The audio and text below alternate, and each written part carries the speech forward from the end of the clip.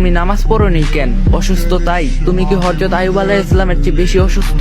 তুমি নামাজ পড়োনি কেন? দায়িত্ব কর্মভার থাকার কারণে? তোমার কি হযরত সুলাইমান আলাইহিস সালামের চেয়ে বেশি বড় রাজত্ব নাকি, যে দায়িত্ব সামলাতে গিয়ে নামাজ পড়তে পারেনি? তুমি নামাজ পড়োনি কেন? স্বামীর অত্যাচারের কারণে? তোমার স্বামী কি বিবি আসিয়ার স্বামীর ফেরাউনের চেয়ে বেশি অত্যাচারী? তুমি নামাজ পড়োনি কেন? সাংসারিক কাজকর্ম কারণে? তুমি কি মা ফাতেমার চেয়ে বেশি সংসারী?